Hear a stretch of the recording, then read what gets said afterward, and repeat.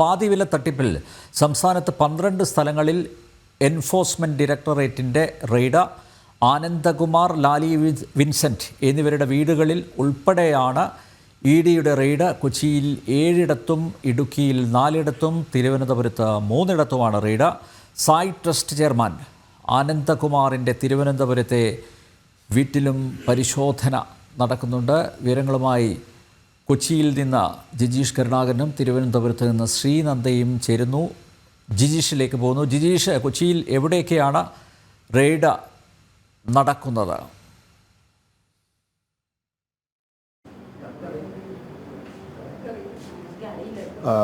അനിൽ നമ്പ്യാർ, കൊച്ചിയിൽ ലാലി വിൻസെന്റിൻ്റെ കോൺഗ്രസ് നേതാവ് അഡ്വക്കേറ്റ് ലാലി വിൻസെന്റിൻ്റെ വീട്ടിലും ഒപ്പം തന്നെ അനന്തകൃഷ്ണൻ്റെ 3 സ്ഥാപനങ്ങളിലും അടക്കമാണ് പ്രധാനമായും ഇപ്പോൾ അന്വേഷണ സംഘം എത്തിയിരിക്കുന്നത്.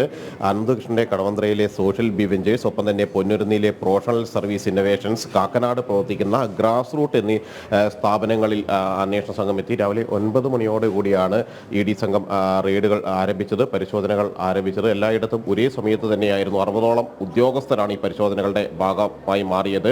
എറണാകുളത്ത് മാത്രം 7 കേന്ദ്രങ്ങളിലും, ഒപ്പം തന്നെ ഇടുക്കിയിൽ അനന്തകൃഷ്ണന്റെ പ്രധാനപ്പെട്ട ഒരു കേന്ദ്രമായിരുന്നു. അവിടെ കേന്ദ്രീകരിച്ചാണ് ഈ തട്ടിപ്പ് പദ്ധതികൾക്കെല്ലാം തന്നെ അനന്തകൃഷ്ണൻ ആസൂത്രണം ആരംഭിച്ചതും. അത്ര ഒരു വിവിധ പദ്ധതികൾ ആരംഭിക്കുകയും വളം വിതരണം എന്ന പേരിലെല്ലാം തന്നെ തട്ടിപ്പുകൾക്ക് തുടക്കമിട്ടതും എല്ലാം തന്നെ ഇടുക്കി കേന്ദ്രീകരിച്ചാണ്. അതുകൊണ്ട് തന്നെ അവിടെയുള്ള നിരവധി സ്ഥാപനങ്ങൾ അനന്തകൃഷ്ണനുണ്ട്.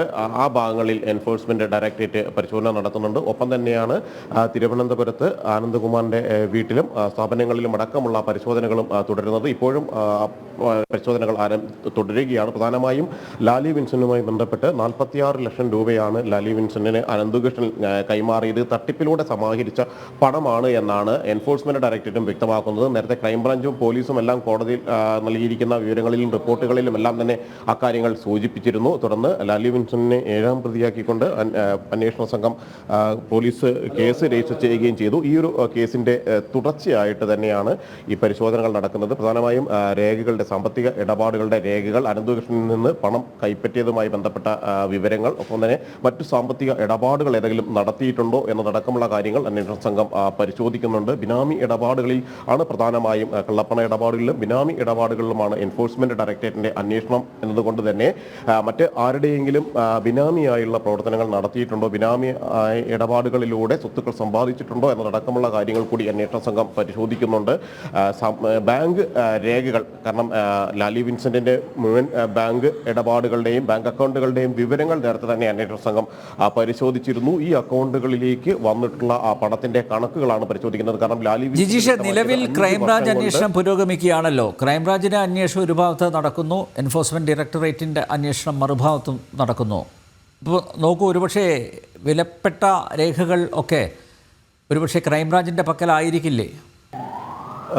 അൽനമ്പ്യാർ, അത്തരമൊരു സാധ്യത, അതായത് പ്രധാനപ്പെട്ട വിവരങ്ങൾ അല്ലെങ്കിൽ ഉന്നത രാഷ്ട്രീയ നേതാക്കളിലേക്കെല്ലാം തന്നെ കടക്കുന്ന ഒരു അന്വേഷണം തടയാനുള്ള നീക്കങ്ങൾ, അത്തരം പ്രധാനപ്പെട്ട വിവരങ്ങൾ ഇല്ലാതാക്കാനുള്ള ശ്രമങ്ങളെല്ലാം തന്നെ നടക്കാനുള്ള ഒരു സാധ്യത തന്നെ ഈ ഒരു ഘട്ടത്തിൽ കാണാൻ കഴിയും. കാരണം സാധാരണ നിലയ്ക്ക് ഈ ക്രൈംബ്രാഞ്ച് ഇത്തരം കേസുകൾ രജിസ്റ്റർ ചെയ്യുമ്പോൾ, പോലീസിന്റെ കേസുകൾക്കൊപ്പം ക്രൈംബ്രാഞ്ച് രജിസ്റ്റർ ചെയ്യുമ്പോൾ അതിന്റെ പ്രധാനപ്പെട്ട രേഖകളും വിവരങ്ങളും എല്ലാം തന്നെ അവരും ശേഖരിക്കാറുണ്ട്. എന്നാൽ മറ്റു പല കേസുകളിലും, പ്രത്യേകിച്ച് കരിവന്നൂർ അടക്കമുള്ള കേസുകളിൽ നമുക്ക് വ്യക്തമാവുന്നത് എൻഫോഴ്സ്മെന്റ് ഡയറക്ടറേറ്റ് അത്തരം അന്വേഷണങ്ങൾ നടത്തുന്ന അതേ സാഹചര്യത്തിൽ തന്നെ ക്രൈംബ്രാഞ്ച് വിവരങ്ങൾ പലതും ശേഖരിക്കുകയും നിർണായകമായി മാറാവുന്ന തെളിവുകൾ പലതും എടുത്തുകൊണ്ട് പോവുകയും എല്ലാം ചെയ്യുന്ന ഒരു സ്ഥിതിവിശേഷം ഉണ്ടായിരുന്നു. അത്തരത്തിലുള്ള ഒരു തെളിവ് നശിപ്പിക്കൽ അല്ലെങ്കിൽ പ്രധാനപ്പെട്ട ആളുകളിലേക്ക് എത്താകുന്ന അന്വേഷണത്തെ തടയുന്ന നീക്കങ്ങൾ ഉണ്ടാകും എന്നത് സംശയിക്കത്തക്കതായ ഒരു കാര്യം തന്നെയാണ്.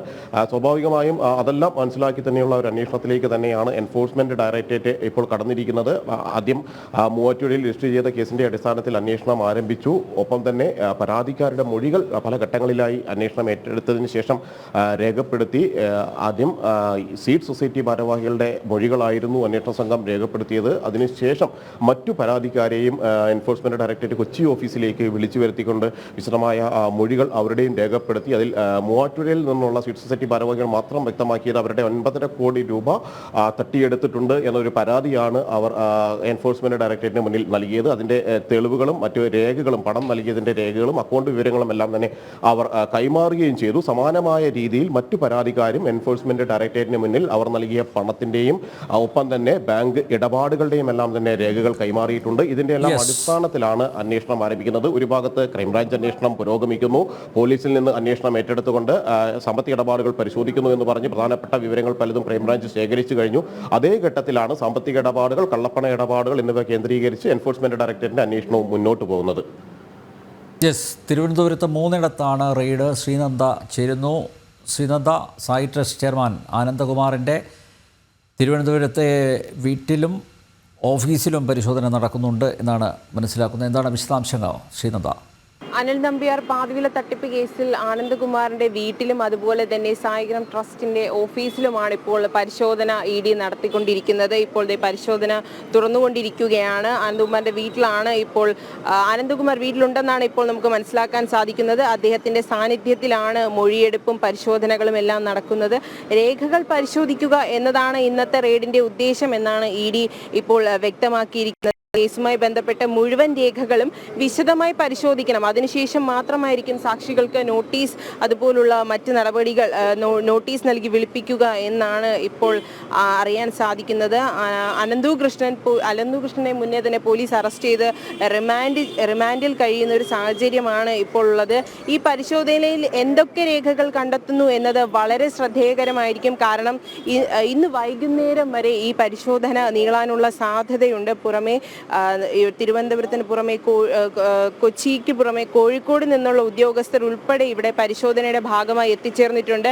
ഇവിടെ ഇപ്പോൾ മാത്രം 12-ലധികം ഉദ്യോഗസ്ഥരുണ്ട്. വനിതകൾ ഉൾപ്പെടെയുള്ള 12-ലധികം ഉദ്യോഗസ്ഥർ ഇപ്പോൾ പരിശോധനയ്ക്കായി ഇവിടെ ണ്ട് എന്നാണ് നമുക്കിപ്പോൾ മനസ്സിലാക്കുന്നത്. ആനന്ദകുമാർ തുടക്കത്തിൽ തന്നെ പറഞ്ഞത് തന്റെ സായിഗ്രാം ട്രസ്റ്റിനെയും ബന്ധങ്ങളെയും അനന്തുകൃഷ്ണൻ തട്ടിപ്പിനായി ഉപയോഗിച്ചു എന്നാണ്.